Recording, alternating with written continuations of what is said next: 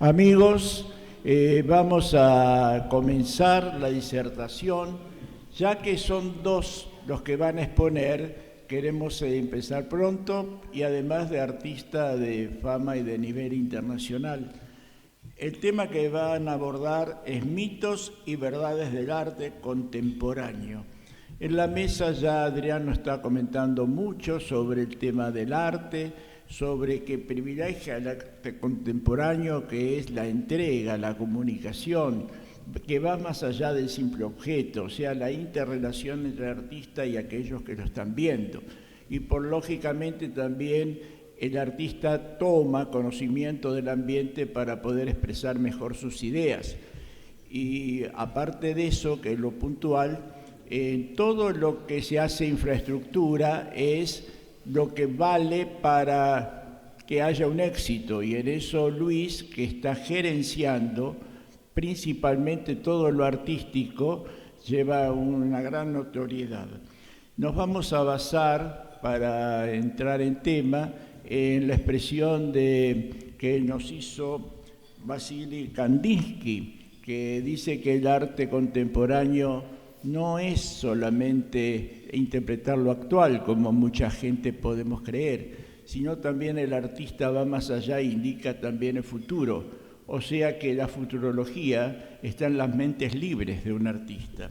Primero voy a nombrar, que me costó hacer resumen, los currículos de ambos. Luis Villar Rojas es el cónsul honorario de Perú en nuestra ciudad y en Entre Ríos. Nació en Perú y está radicado en nuestro país desde 1975, como él nos decía. Es mi ciudad, y lógicamente que sí. Además es un gran amigo de muchísimo tiempo de nuestra familia. Actualmente realiza varios viajes internacionales por su actividad. Se graduó en Psicología en la Universidad Nacional de Rosario. Desarrolló estudios de periodismo en la Universidad de Concepción del Uruguay y desempeña el planeamiento y la administración de niveles artísticos internacionales. Fue también rotario, presidente del Rotary Club de Plaza La Bandera, pero sus actividades internacionales, bueno, no le permiten tanta actividad, pero lo está pensando y le hemos abierto, lógicamente, las puertas de nuestro club. En cuanto a su hijo, Adrián Villar Rojas, es un destacado artista argentino de renombre internacional. Aquí me acaban de decir, y así es, que arquitectos, filósofos que hemos llamado, dicen, mirá, es uno o el más importante de los artistas vivos de Argentina. O sea que estamos en presencia realmente de alguien que nos engalana. Representó a nuestro país en la 54ª Bienal de Venecia.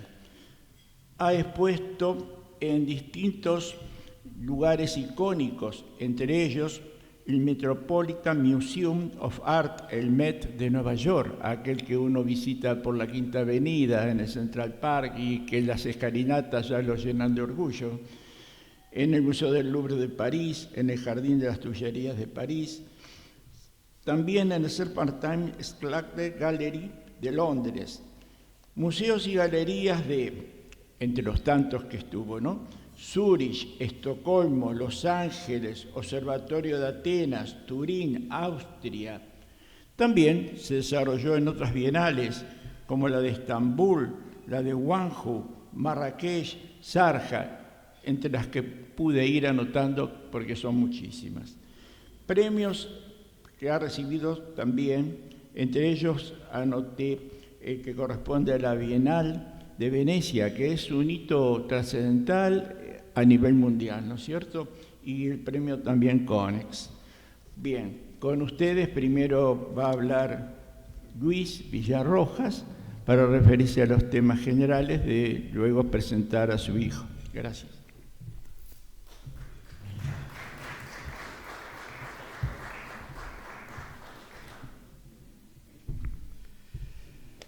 Muy buenas tardes, tengan todos ustedes.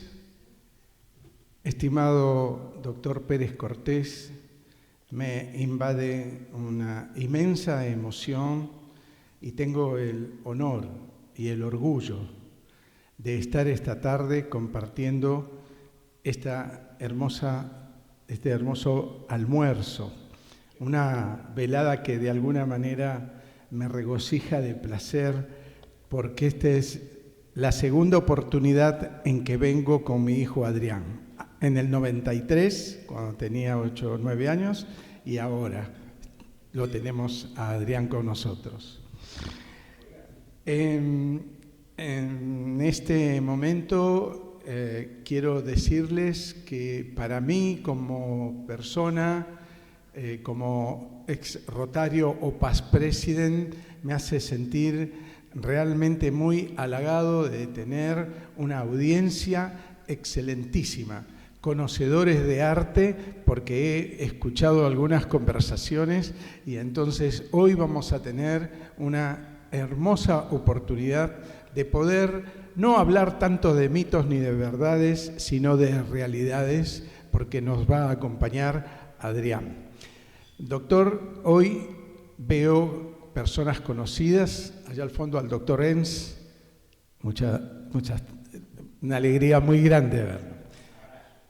Gracias.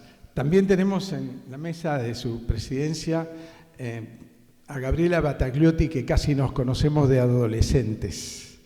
Y el doctor Schussmann, hay gente que conozco y aprecio con mucho cariño. Entonces, a mi compatriota Jorge, que es del Perú. Y entonces, ahora sí. Yo había preparado en extenso para poder llevar adelante esos 20 minutos que me dijeron para poder expresar lo que es el arte. Pero sería una picardía enorme que, teniendo justamente un hacedor del arte, mi hijo Adrián, no darle la oportunidad para que ustedes puedan escuchar directamente y no desde la lectura de lo que yo hoy había preparado. Entonces, en otra oportunidad, doctor, con todo gusto, voy a poder venir a expresarme del arte contemporáneo, pero en esta ocasión quiero hacer una presentación desde el padre que siente ese enorme orgullo de estar con ustedes, nada menos que en esta gala al cual yo aprecio, poder decirle: Adrián, me gustaría que nos acompañes y puedas conversar lo que es el arte para que todos nosotros podamos aprender. Esto está escrito desde acá. Adrián les va a hablar desde acá. Gracias. Adrián, por favor.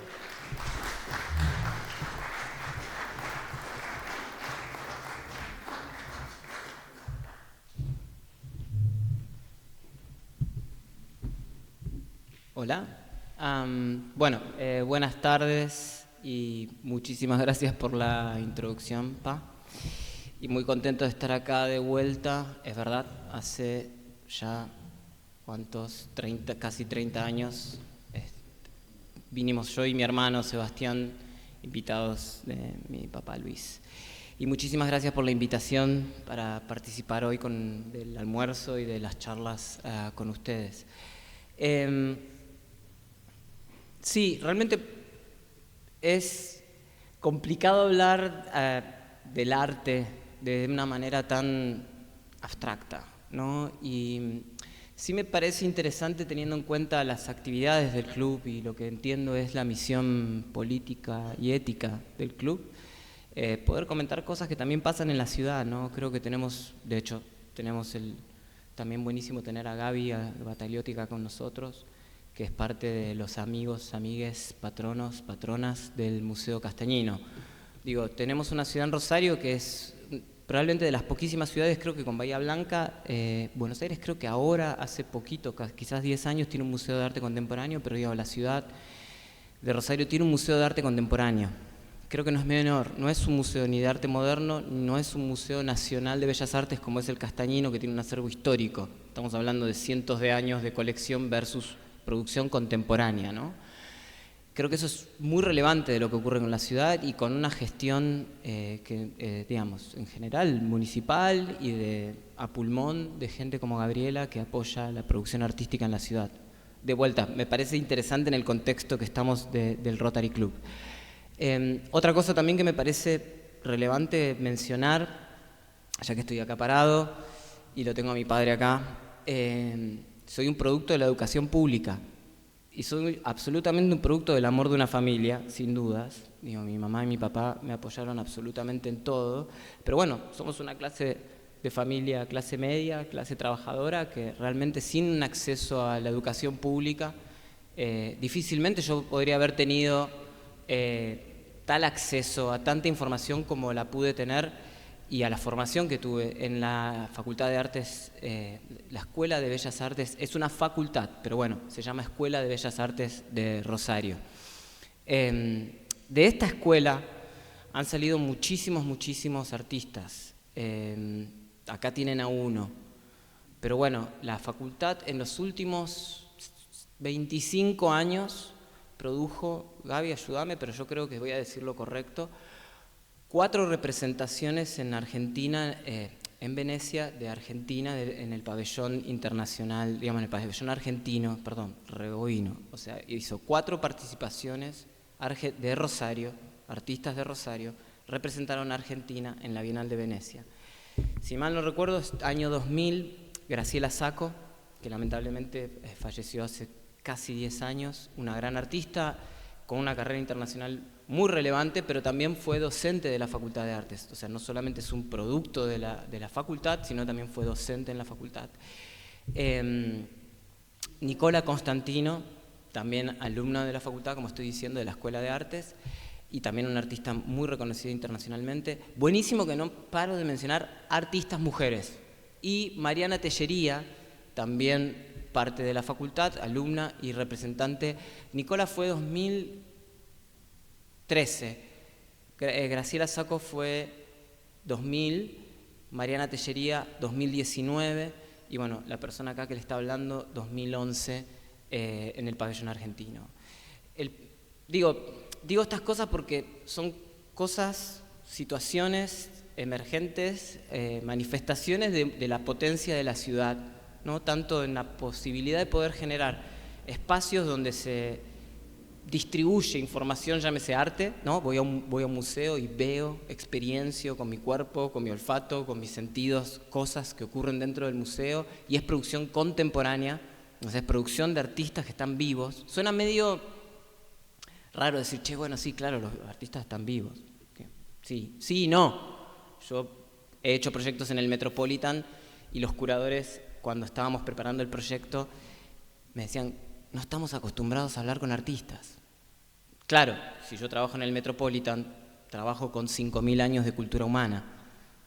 No necesariamente el artista va a estar vivo. Entonces, bueno, digo, son situaciones de la ciudad que me parece que son muy potentes. La facultad, la educación pública, el acceso también público al museo. Y creo que son situaciones que seguramente son ricas y potentes para lo que compete al Club de Rotarios, ¿no? Y lo quería decir, porque creo que es algo que ojalá se pueda colaborar y cuidar. Realmente mantener en museos, ambos museos, no es para nada fácil con la poca cantidad de recursos que hay para cultura hoy, y lo mismo pasa con la educación pública, realmente, la cual está cada vez más discutida y comprometida, ¿no? Digo, entonces creo que me siento como el mejor representante en ese sentido, me dieron grandes herramientas. Y en relación a un poco hablar de esto, me encantó el título que había elegido mi papá y nos perdimos su presentación, me la perdí yo especialmente, acá estoy yo, pero esto de los mitos y las realidades. La forma en la que yo trabajo es una forma colectiva, de vuelta, tengo un papelito ahí que dice, el fundador del Rotary Club habla de juntos somos mucho más, ¿no? Esta idea de lo celular y de la agrupación y de la comunidad, entiendo que también son valores muy caros, muy importantes para este ámbito. Yo trabajo en comunidad con un equipo, la primera parte, el primer equipo con el que yo trabajé, acá tienen a uno, es mi padre, mi madre y mi hermano. Digo, para mí el núcleo familiar fue un apoyo muy, muy importante. Después fueron compañeros de la facultad, que me fueron ayudando, como Mariana Tellería, de vuelta, una gran artista de la ciudad, adoptada de la ciudad, en realidad es de Rufino, de ciudades de alrededor. Pero también hay una parte grande del grupo que empieza a ocurrirme a partir del año 2009. Hoy son casi 25 30 personas que trabajan conmigo. En su mayoría argentinas, pero también tenemos un colaborador que es brasilero, que es de San Pablo. Pero bueno, para mí lo comunitario y lo colectivo es extremadamente importante. Veníamos hablando en la mesa de una banana pegada contra una pared, eso es arte.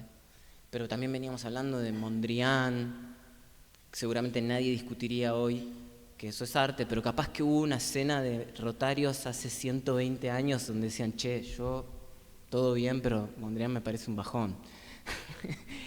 Así que digo, ¿y qué pasa con el arte? El arte, en la mayoría de sus casos, está cargado de individualismo y autoría, y algo que podríamos llamar excepcionalismo humano. A mí personalmente eso me genera muchísimas dudas. Soy una persona que desconfía mucho de la perspectiva o de la posición unilateralmente autoral. Es que para que la banana pegada con cinta se vuelva arte y los bellísimos cuadraditos de colores se vuelvan arte, requieren de una figura autoral muy potente detrás. Bueno, personalmente creo, y seguramente otras personas de mi generación que hoy practican esto que llamamos arte, tienen cierta desconfianza de esa excepcionalidad humana. De vuelta, me parece bueno acá en un lugar donde me siento que lo comunitario va adelante de lo individual, ¿no? Y para eso me llevó mucho tiempo entender que justamente esto que intuitivamente me parecía muy problemático de lo individual y lo autoral, esa visión de esto lo hizo esta persona, empecé a sistemáticamente colaborar. Al principio, como decía, con mi familia, y fueron verdaderos y activos colaboradores. Mi padre y mi madre son productores de lo que hago, nos ayudan desde finanzas, estrategias de shipping. Mi hermano es un escritor, dramaturgo, muy activo en la ciudad y en Buenos Aires también. Es una persona que me ayudó muchísimo a escribir, a realizar entrevistas, a escribir textos, a generar textos de ficción, pero también textos teóricos y de reflexión sobre lo que hago. Pero bueno, pronto vendrían otras gentes que no las conocía. Empezaron a trabajar conmigo porque yo era en ese entonces un chico de 27, 28 años que necesitaba ayuda porque, claro, realmente nadie hace nada solo, no venimos ni siquiera al mundo solos, ¿no? O sea, y no nos vamos solos tampoco de este mundo. Entonces, bueno, en esto que Adrián hoy puede decir con 46 años, yo entiendo que ese colectivizar la labor era cada vez más borronear o embarrar la figura de Adrián, sus decisiones y su gusto, y hibridizarlo o contaminarlo del gusto y las decisiones de otras personas que trabajan conmigo. Y no solo de otras personas que trabajan conmigo, sino que muchas veces los materiales que elijo, arcilla, hongos, papas que germinan, también tienen otro tipo de vida y otro tipo de inteligencia, que no es solamente humana. Entonces, bueno, un poco esto que le pasa al arte y le pasa con sus autores, me parece que es algo que intento discutir, intento traer como una situación de crisis, ¿no? y de poder criticarlo y pensarlo. De vuelta, estoy tratando de orientar un poco algunas cuestiones de mi trabajo que siento que puedan tener que ver con lo que ocurre acá. Y bueno, mucho del trabajo que yo vengo haciendo en los últimos 27 años de actividad internacional ocurrió no solamente en Rosario, tal vez en algunas también cosas, muchas en Buenos Aires, sino que ocurre en museos en otras partes del mundo, como se mencionó hace un rato. En términos de eso, creo que de vuelta son proyectos que son comisionados y pedidos por instituciones. Yo no tengo una actividad intensamente comercial, es un trabajo que ocurre directamente con instituciones, ya sea bienales. La institución bienal no sé cuánto suena acá, pero bueno, son eventos artísticos que nuclean a muchos artistas que son seleccionados por una figura que se llama curador, llámese una especie de persona que sabe mucho de arte y viaja por el mundo eligiendo artistas para diferentes eventos o colecciones en museos. Lo más parecido que se me ocurre es, tal vez una imagen muy cercana, es estos tipos que andan por diferentes clubes del mundo eligiendo jugadores de fútbol, ¿no? Digo, es como una especie de figura de ese estilo. Y digo, estos proyectos ocurren justamente fuera de ámbitos comerciales. Y es una decisión también muy personal mía. Muy pocos proyectos míos ocurren en galerías de arte comercial. Ocurren en museos, más o menos públicos. Al final del día el museo es un lugar público, pero digo, con más o menor libertad de acceso, ¿no? En el sentido de cuánto puede costar pagar una entrada para MoMA, cuesta $35. Cuánto puede costar una entrada para entrar a la Louis Vuitton Foundation, que debe costar algo así como 40 euros. O museos, por ejemplo, como el Kunstmuseum en Basel, que es un museo gratuito, o el Kunsthalle en Basel, o el Pompidou ofrece bastantes oportunidades para estudiantes, aún extranjeros. Entonces, diferentes niveles de acceso, pero digamos, dentro de un marco de lo público y un marco de lo institucional. Lo cual para mí es el lugar que yo privilegio para mi trabajo. Esas son algunas situaciones que quería como comentar de lo que hago, pero no sé también si alguien tiene o quiere comentar o preguntar algo, yo estoy más que feliz de... Sí. Muchas veces, y ya lo comenté así a través de la palabra que había escrito Borges, que no habría ser humano. Pero también me parece importante saber el tema del bucle de retroalimentación, porque Kandinsky decía que el artista va y muestra lo futuro, o sea, como que es un conductor, pero hay un bucle de retroalimentación que también toma del presente, de la gente que observa, de los comentarios, de lo social, como vos lo reaccionaste con el Rotary. Sí, seguro, y creo que, a ver, hay diferentes posiciones como tantos artistas hay, ¿no? Creo que no, a diferencia de si se quiere, el tema de hablar de lo contemporáneo siempre es tan complejo porque, claro, cuando nosotros vemos retrospectivamente al arte de las vanguardias, si se quiere, hablemos de Kandinsky, ¿no? Digo, los vemos muy alineados y agrupados y podemos decir, bueno, esto pasó en Rusia, en este periodo de la revolución, puedo agarrarlo a Mondrian y decir, bueno, este tipo de forma de pensar el arte como una entidad autónoma que puede hablar de cuestiones del arte por sí mismas y que solo le importan al arte, ocurre en tal año y esta persona se asocia con tal otra persona. Y la historia del arte se nos ordena muchísimo, pero ¿qué pasa? Claro, nosotros recibimos una historia del arte procesada y administrada, historizada, ¿no?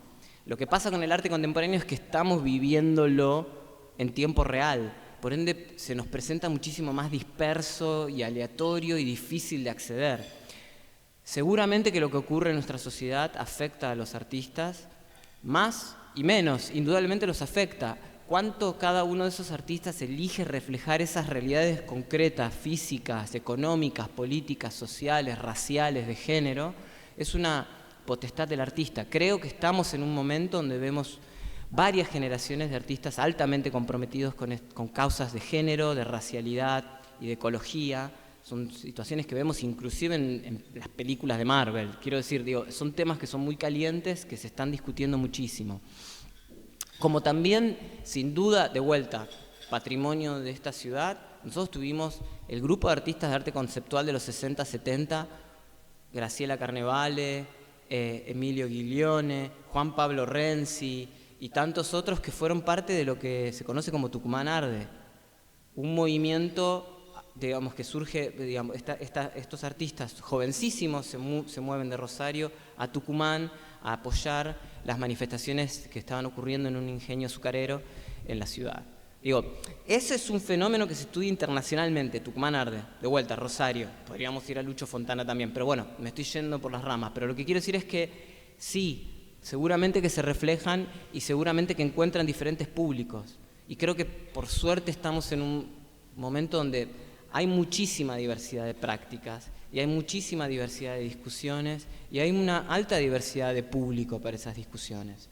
E inclusive en algunas ciudades del mundo, muchísima gente muy, muy joven comprometida con el consumo de arte contemporáneo. Yo hice un proyecto hace muy poco en Seúl y realmente fue un proyecto, comentario muy poco modesto el que voy a hacer, pero fue un proyecto muy exitoso. Teníamos colas de gente, promedio de edad 20, 25 años para entrar a un museo. Y realmente mi exposición, ponele que era una exposición, si se quiere, amigable a un público joven. Pero ese mismo público va al Museo de Arte Moderno, Museo de Arte Moderno en Corea. Son modelos occidentales aplicados a regiones que no forman parte de Occidente, ¿no? Como Argentina es un lejano Occidente, en mi particular opinión, no somos Occidente, y también adoptamos estos modelos museológicos y políticos. Pero digo, esta gente en Corea que hacía cola para ver la exposición que hice yo, se va un domingo a tener su primera cita, chicas muy jóvenes, y ven una exposición de arte feminista del sudeste asiático 60-70. Digo, es una expo como que vos dirías, ¿qué hace gente joven en una expo, comillas, supuestamente aburrida? Y entonces creo que hay como mucho apetito a la hora de consumir arte contemporáneo, y hay, en todo el mundo lo digo.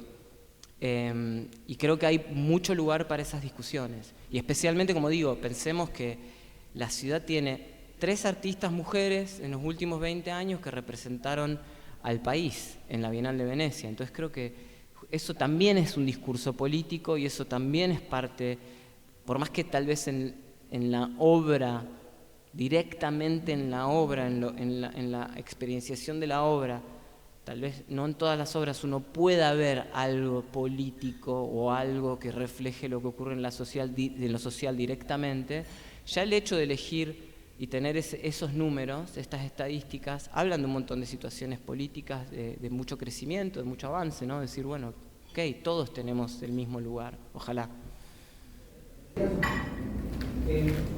Completamente de acuerdo con el tema de que eso de encasillar, de poner como rótulos, es muy estricto y demasiado encasisador. Entonces, pero sería interesante si contás, por ejemplo, todo esto que se está entrecruzando en una obra de arte de forma que estás, porque alguna de las obras tuyas, o sea, cómo empieza a aparecer, o de las técnicas, o cómo la encarás, o cómo aparece, cómo la analizarías esa obra de arte tuya, o sea, cómo la contarías. ¿Cómo contaría yo una obra mía? O sea, ¿qué cosas estuvieron dando vuelta, que algo contaste, pero también con la parte, con la técnica que tenés que emplear, o con todo ese tipo. O sea, ¿cómo se llega? Sí, creo que, y en eso no creo que ser para nada especial, creo que si algo ocurre en el arte contemporáneo es que lo disciplinar, cuando hablo de lo disciplinar digo pintura al óleo, escultura en mármol, y tallada, cincelada de X tipo de manera, y así tantas otras disciplinas. Creo que hace mucho que esta disciplinaridad, esta forma de aproximar o de encarar la producción artística fue altamente cuestionada, a tal punto, digo, estamos hablando de algo que pasó hace casi 60, 70 años, ¿no? Hasta tal punto que existen fábricas de arte, donde los artistas van con sus ideas, y es una compañía total que trabaja de eso, como si uno podría ir a un arquitecto y pedirle, me gustaría tener una casa en tal lugar, de tal manera. Existen inclusive fábricas de producción de arte donde los artistas van con sus ideas, y estas fábricas se encargan de poder acercarles y ofrecerles diferentes materiales y formas de producción. Yo no suelo no utilizar este tipo de servicios, pero digo, existen. Estoy tratando de dar ejemplos como muy claros para poder armarnos como una especie de arte contemporáneo 101 en media hora, ¿no? Digo, es como mucha la información y mucho lo que pasa y mucho lo que tenemos que remontar. En mi caso, y en el caso de muchos artistas, yo, primero que nada, el trabajo empieza con mucha investigación. Yo escribo mucho y leo mucho. Y diferentes líneas de investigación van encontrando diferentes formas de materialización, de realización. También, dependiendo de qué tipo de invitación o qué tipo de espacio me invitan a trabajar, voy como tratando de hacer como un ensamblado entre esta investigación y esto que estoy trabajando, y tratar de entender si eso se corresponde con el contexto, si se quiere, social, político del lugar, también si se encuentra con la forma del lugar, si se quiere, sus valores arquitectónicos, si es un museo, si es un parque, o es un jardín, o es el océano en Estambul. Digo, como que el proyecto, la idea del proyecto, la invitación del proyecto, todos son variables que van jugando al mismo tiempo. La cantidad de plata para realizar el proyecto también es un punto importantísimo. Hay presupuestos de 6 cifras, hay presupuestos de 5 cifras, hay presupuestos de 4 cifras, ¿no? Entonces, estas cuestiones probablemente suenan demasiado aburridas y poco románticas, ¿no? Decir, este tipo me vino a hablar de números, ¿viste? Pero, digo, son cuestiones que son totalmente evaluadas a la hora de producir un proyecto. Las fechas, o sea, yo no tengo la suerte de tener más invitaciones que las que puedo hacer y tengo más nos de los sís. Yo planeo mis años, por ejemplo, ahora ya estamos planeando hasta el 2030. O sea, yo planeo mi año, no es que me van invitando y medio random voy diciendo, bueno, acá va una ballena, acá va un dragón, acá va un jardín. Digo, voy tratando como también de construir una narrativa sistémica, yo le llamaría. O sea, los proyectos son sistemas donde ingresan mi equipo, materiales, y dentro de esos materiales puede haber, como contaba antes, cosas vivas que tienen otro tipo de cuidado, no solamente las personas que trabajan conmigo, diferentes tipos de máquinas o técnicas. Supimos tener un taller acá en Rosario que está un poco entre hibernando y funcionando. Hubo mucha producción acá donde también inventamos muchísimas técnicas. Las técnicas de trabajo que utilizo son técnicas que quiero pensar, o tecnología que quiero pensar que es mía y de mi equipo, que la construimos nosotros. Me gusta pensar que construimos conocimiento. O sea, acá tienen una persona que podemos estar usando diferentes tipos de softwares para crear mundos digitales que construyen vida, y es el mismo equipo de gente que también se fue a Venecia y cortaba maderas y armaba estructuras y construía esculturas de arcilla. Es el mismo equipo de gente. Lo que yo siento es que vamos construyendo conocimiento.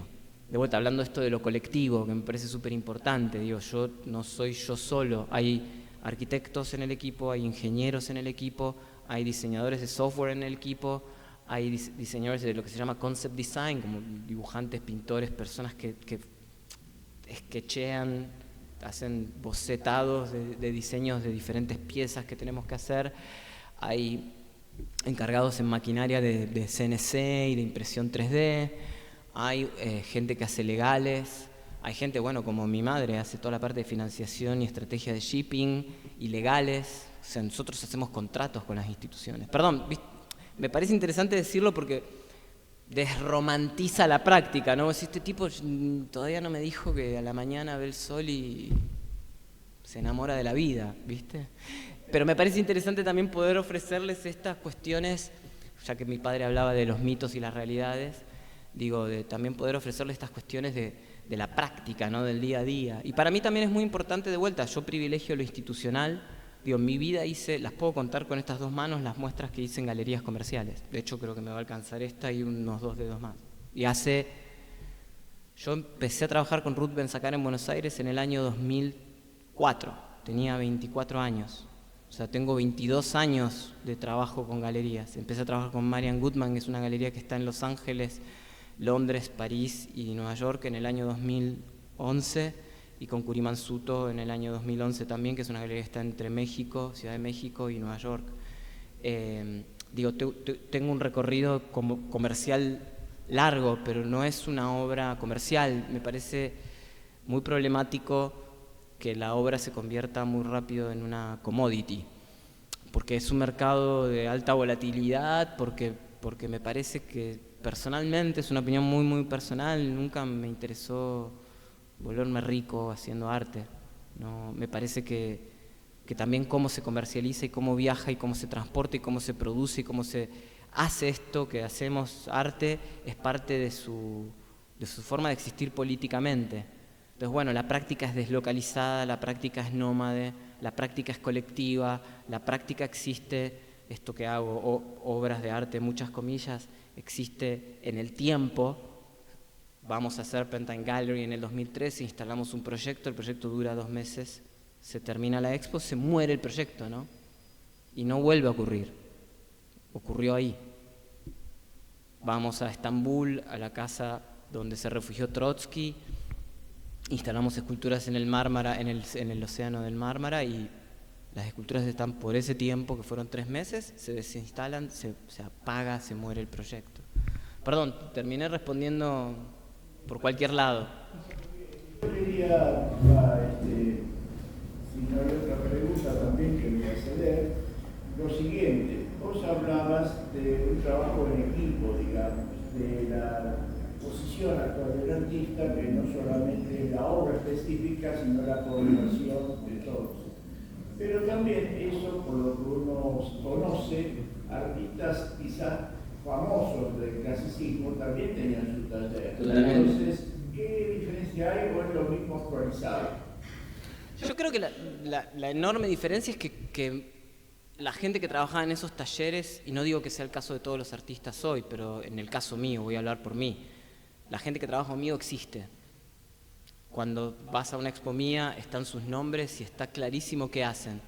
Cuando ves un libro que yo publico, ves cada uno de esos nombres y qué hacen. Aún los que, digo, si no una sola persona no sigue trabajando conmigo, pero digo, aún si no siguieran trabajando, existen. En esto, yo soy una generación que se crió viendo películas en la tele, ¿no? Como alta distribución de películas, llámese de Hollywood, ¿no? Viendo videojuegos, abriendo una compu y usando Photoshop. Y en todas esas cosas, dibujitos animados, vos ves nombres de gente. No es una persona. Está bien, hay un director capaz en una película, pero también hay un director de fotografía, hay un productor de la parte de arte, hay un vestuarista. Digo, para mí es muy, creo yo, generacionalmente muy natural la imagen de la autoridad, del autor distribuida. Y para mí también es muy natural la imagen de la autoría distribuida y representada, que existe. Creo que en estos talleres que estamos hablando, y estoy totalmente de acuerdo, hace 500 años había talleres enormes, y hace 300 también. Creo que no tenían existencia. No tenían existencia y creo que la figura de ese humano excepcional se llevaba todo puesto. Nosotros hablamos de Miguel el Ángel. Lo estoy diciendo en chiste, obviamente no es Miguel el Ángel. Y hablamos de Leonardo da Vinci, pero no sé si hablamos del taller y cómo estaba construido, ¿no? Hasta el día de hoy cada tanto sale una obra y dicen, ¿es un Rembrandt o es un asistente? ¿No? Cada tanto en algún museo se dan cuenta que, por ejemplo, una obra hermosísima, el gigante o coloso de Goya, que es una de las obras, mi obra favorita de Goya, es una obra que no es de Goya, es de alguien del taller de Goya. Digo, esto pasa muchísimo, ¿no? En fin, me parecen fenómenos alucinantes, pero bueno, tratando de responder tu pregunta, creo que mi equipo existe y es parte de la política de mi trabajo, que exista.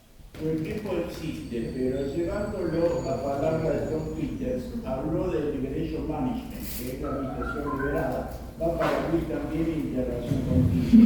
¿No te sentís a lo mejor abrumado por el equipo dirigido? ¿Vos podés conducir al equipo?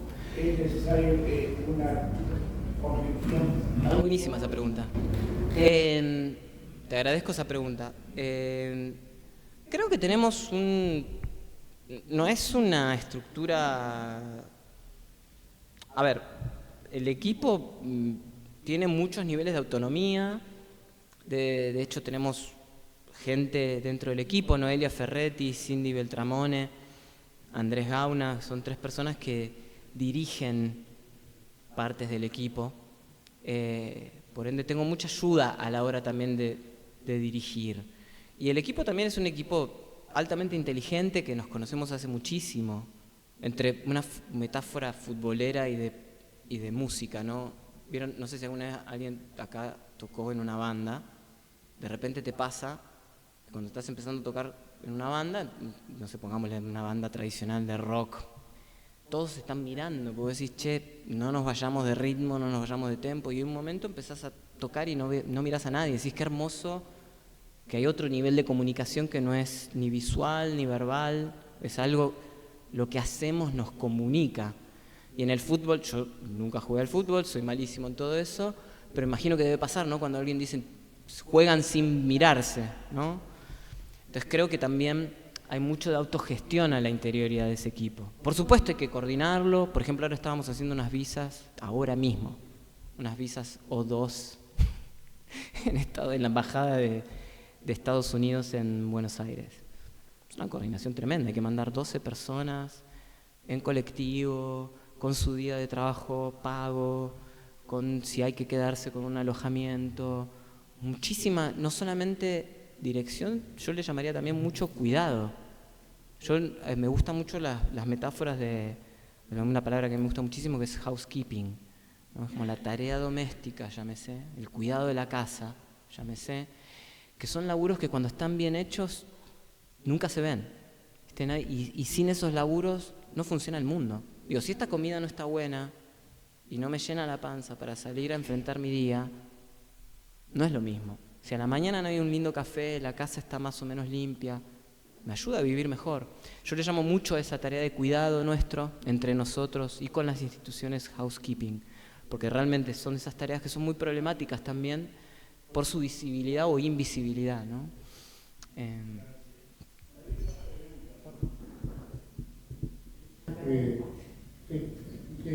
Dejando ahora un poco de lado el tema de la forma de trabajo colectivo, de organización, te pregunto más sobre el mensaje de tu obra. Tengo entendido que has tocado temas como multiuniverso, problema ecológico, el fin del mundo, pero evidentemente te proyectas a largo plazo, tienes planes a futuro. Si hay algún hilo conductor en el mensaje que expresa, digamos, a través de tu obra, que se pueda verbalizar, el hilo conductor, digamos, ¿qué es lo que quiere expresar? Sí. A ver,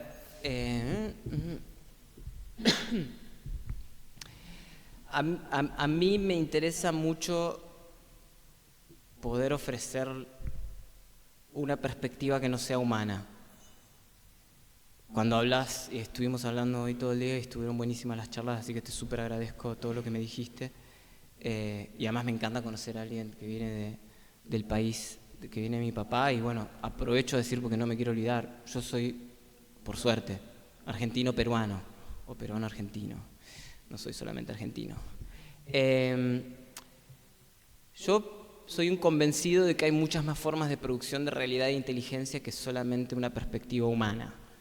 Y creo que cuando en mi trabajo se usan figuras para hablar de mi trabajo como futuro, o la memoria del futuro, o el pasado del futuro, o las ruinas del futuro, o fin del mundo, son problemáticamente perspectivas muy humanas. Fíjate que inclusive entre nosotros hablábamos del fin del mundo, y en realidad mi trabajo nunca habló del fin del mundo. Lo que yo, o una de las posibilidades que ofrezco para pensar mi trabajo es el fin de esta especie, el humano, no el fin del mundo. Un tema que, claro, para nosotros humanos es muy difícil pensarnos por fuera de todo lo que ocurre como desde una centralidad absoluta, ¿no? Esa problemática, tanto cuando hablaba del autor y cuando hablaba de la figura del humano excepcional, no está desatacheado, desconectado de esta problemática de el humano pensando todo solamente desde el humano. La solución que yo le encontré a eso es ir a tiempos donde lo humano no tiene el nivel de relevancia que tiene hoy. Porque es real que en este planeta Tierra esta especie domina. Es real que inclusive hay científicos que están empezando a llamar a esta era el antropoceno. Es una era donde el humano, seguramente acá me dicen, sí, entonces buenísimo porque son cosas que ya, ¿no?, se vuelven del diario, pero para decirlo muy cortito, el humano hizo tanto con este planeta que potencialmente podríamos estar hablando que hay una era geológica donde somos absolutamente responsables de su producción, de la producción de esta era geológica, ¿no? Como hablemos de una gran costra, si se quiere, de cemento que le estamos agregando, lo estoy reduciendo esto, ¿no?, pero digo que le estamos agregando al planeta. De vuelta, la forma que yo encontré de poder dialogar con esas problemáticas es ir a lugares donde la especie no está más. Si no está más, ¿qué pasa con lo que hicimos? Con vos hablábamos de las ruinas, ¿no? Entonces, si no estamos, ¿qué tipo de ruinas dejaríamos? Y si me voy muy en el pasado, a un tiempo, si se quiere, no sé, al Jurásico, 80 millones de años atrás, ¿qué pasa con qué pasa con el arte si estoy en una época donde no hay arte? ¿No? Digo, y quizás a nivel, acá sí me pongo medio abstracto y hablábamos del arte, hablando de problemáticas del arte mismo. Mi ansiedad arranca en el año 2004, cuando yo me gané un premio en una galería en Buenos Aires que se llama Ruth Ben-Sakar, y en esa época, no sé si se acuerdan, que estaban muy de moda los shows de talento. Y había mucho de reality TV, ¿no? Eran los primeros años de Gran Hermano. Nos tenemos que remontar 20 y pico de años para atrás. Pero bueno, si se acuerdan de un poco todas esas cosas, esta galería tenía un premio que se llamaba Currículum Cero. Como dice el premio, era un premio para gente que no tenía currículum. Y el premio, si te ganabas ese premio, como buen show de talento, era tener una expo individual en Ruth Ben-Sakar. Yo me gané ese premio en el año 2004 y con ese premio me gané una expo individual. Obviamente, yo todavía era alumno de la Escuela de Artes, acá a 5 cuadras. De hecho, ese año preparando la expo fue el año que dejé la facultad. Les hago toda esta cosa anecdotaria para decirles, cuando me gano ese premio, estas son cosas que realmente entiendo yo hoy, ahora, ¿no? Pero cuando me gano ese premio me agarró una especie de ansiedad existencial, porque digo, bueno, claro, mi obra ingresó en un sistema arte de valoración. Porque esta es una galería seria con artistas, de hecho, dentro de los artistas que han representado estaba Antonio Berni. Digo, era claramente un espacio arte y de valoración y de respeto y de apreciación por el arte, ¿no? Y donde al ganarme el premio empezaba a ingresar, si se quiere, en una discusión con mis contemporáneos sobre el arte. Y dije, ¿qué voy a hacer con el arte cuando parece que todo vale? Veníamos hablando de la cinta y de la banana, ¿no? Entonces, ante esta situación donde todo vale, y donde lo único que tendencialmente me quedaría a mí como artista, yo en ese entonces tenía 23 años, lo único que me queda hacer es escribir los mismos libros que venimos escribiendo hace décadas. No, como que no hay escapatoria porque todo vale. Y la única respuesta que encontré es, ok, tengo que ir a un lugar donde no haya arte. Tengo que ir o al fin de la especie, porque al final del día arte es una construcción cultural humana, o a un lugar temporal muy en el pasado, lo estoy diciendo muy lineal y muy poco cuántico, pero bueno, nos va a servir esta linealidad, o a un pasado muy remoto donde no haya humanos. Entonces eso es un poco. Falta una pregunta de Pablo. Adrián, yo te quería hacer una pregunta compuesta. Por un lado, me gustaría que nos contaras cómo, desde tu perspectiva, cómo entender lo contemporáneo con lo público, en este caso lo público municipal, lo provincial, lo nacional. Los museos acá en Rosario no son nacionales. Por otro lado, entender esto también con lo popular. O sea, yo creo que el arte contemporáneo tiene una dimensión dentro de lo artístico, lo estás contando vos, pero también hay una relación con lo popular, con los ciudadanos, que es muy especial. ¿Cómo la entendés vos a esa relación desde tu perspectiva? Y la parte, digamos, opuesta es, ¿cuándo vamos a ver una obra de Villarroja, de Rosario, de escala Villarroja? Ok, buenas preguntas, mil gracias. Sí, yo, de vuelta, soy un enamorado de... Yo me formé en esta ciudad. O sea, yo realmente viví en esta ciudad, de hecho, gracias, Pa, está bueno decirlo, no, me aguantaron, yo tenía 27 años cuando me fui a vivir solo. Digo, como realmente no me podía sostener y al mismo tiempo tener las ambiciones de volverme artista que tenía en ese entonces. Lo mismo le aplico a la ciudad. Realmente es muy potente la producción de espacios que tiene. Entonces creo que realmente sí, yo soy un producto porque fui consumidor de lo que la ciudad me daba, ¿no? Consumí la educación que la ciudad daba en su formato, si se quiere, tradicional, es decir, soy exalumno del Politécnico, fui al Politécnico, fui a una escuela primaria, la Leandro en el 68, fui a la Facultad de Artes, como que me formé realmente en el ámbito de lo público, ¿no? Como que realmente me formó.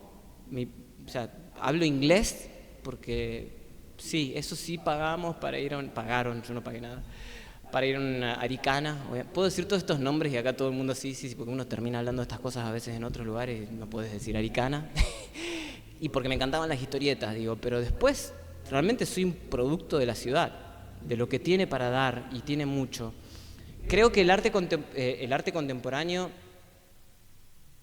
a ver, cuando vos me decís lo popular, ayúdame a orientarme. ¿Qué sentís? ¿Lo sentís que puede ser un fenómeno popular y es un fenómeno popular, o que el arte contemporáneo en muchos casos se disocia de lo popular y se vuelve muy difícil de acceder? ¿O las dos? Ok, bueno, yo creo que sin dudas el arte contemporáneo puede ser, en algunas de sus formas de expresión, porque hay muchas, se puede poner un poquito distante y difícil para eso que llamamos lo popular. No creo que siempre. Me parece que, de hecho, yo personalmente lo siento como un espacio súper activo de la cultura. Ojo, a ver, te sigo ese tema porque me parece un tema súper bueno. ¿Qué le pasa al cine hoy? Pues te voy a preguntar. Ir al cine, no consumir imagen en movimiento en una plataforma, llámese Netflix, HBO, en casa, pero digo, ir al cine, el ritual del cine, ¿qué le pasa? Yo soy un fan de ir al cine. El año pasado me fui a ver, esto lo pusimos totalmente a prueba, me fui a ver la última de Superman, porque no lo puedo evitar, soy un nerd y tengo que ir a ver la última de Superman, en Japón. Había 10 personas en el cine. No es solo acá. Me voy con mi hermano al cine del siglo y nos vamos a ver Sentimental Value, qué sé yo, hay 3 personas más, con suerte. Y la entrada realmente acá es económica, realmente el cine acá como una actividad, un ritual, llamémoslo rituales, porque me parece que también es re importante no perdernos de que, te la voy a tirar para cualquier lado, pero lo tengo que decir. El arte es una actividad ritualística.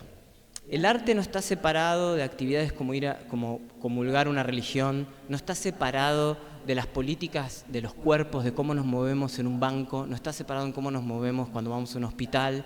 La forma en que nosotros entendemos el arte, que tiene 250 años, porque vinimos hablando de arte todo este tiempo, nosotros no estamos hablando del arte que entendían en el Renacimiento, como entendían en el Renacimiento al artista y al arte, no lo estamos entendiendo como se entendía el arte, si es que siquiera se entendía el arte de una manera tan específica como lo entendemos hoy en Grecia o en Egipto hace 5.000 años atrás. Y nosotros estamos hablando de un aparato que se llama arte, que se inicia hace 250 años entre Francia e Inglaterra. Y es un producto de la revolución industrial y de las revoluciones políticas entre Francia e Inglaterra. Y lo que nosotros llamamos arte o museo es un espacio donde se construye el individuo. Cuando se abrió el Louvre, ¿no? Post-Revolución Francesa, sabemos todo el fenómeno y lo que lo acompañó, se preguntaban cómo se iba a portar la gente adentro del museo. Y se preguntaban si la gente iba a poder tocar al arte o no, porque no había registro de un espacio con una colección de arte, me ven la manito haciendo comillas, que había tenido a la cual se le estaba dando tal nivel de acceso público. Con esto digo, esta cuestión de lo popular es mucho más compleja, porque fíjate que cuando hablamos yo doy clases en la facu, ¿no? Y los alumnos siempre sale la pregunta, ¿el arte puede cambiar al mundo? Y yo siempre digo, el arte cambió tanto al mundo que ya ni lo podemos ver. O sea, la conducta de los cuerpos, la forma en la que nos manejamos en este lugar, por ejemplo, nadie está corriendo, nadie está gritando, nadie habla fuerte, nos movemos despacio, sabemos cómo manejarnos. Ese tipo de conductas que constituyen un ciudadano humano contemporáneo y un individuo se forman también en el museo hace 250 años. Entonces es un espacio súper interesante de la exhibición, el arte y lo popular. Vos me trajiste el arte contemporáneo, pero quiero decir, y también es una sociedad, entendamos, ¿no?, que necesitaba construir individuos y necesitaba construir una idea de interés sobre lo nuevo. Estamos hablando hace 200 años y 100 también, y tenía que construir también una forma de apreciar objetos. Era una sociedad que estaba ingresando en lo que se llamaría una era de la abundancia, ¿no? Hoy estaríamos en una era quizás de la selección, ya pasamos la era de la abundancia. Pero bueno, en esto de lo popular y cuán popular, yo creo que el arte contemporáneo hoy tiene muchísimo potencial. ¿Por qué tiene muchísimo potencial? Porque creo que, y cada vez más los vemos en generaciones muy muy jóvenes, gente de 20 y adolescentes y 20 y picos, van a necesitar cada vez más experiencias físicas, táctiles, que involucren todo el cuerpo. Creo que es un momento muy fuerte para poder tal vez aprovechar, ¿no? Y creo que, por ejemplo, de vuelta, experiencias como el cine están colapsadas, ¿no? Realmente colapsadas, totalmente colapsadas. No, lo ritualístico del cine, consumimos mucho cine en casa, pero no en convivio. Bueno, no sé si terminé de responder, pero hice una ensalada multiversal.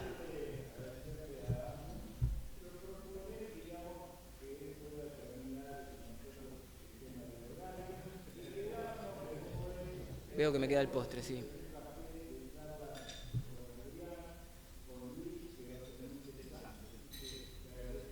No, muchísimas gracias por la invitación y nada, muchas gracias por todo.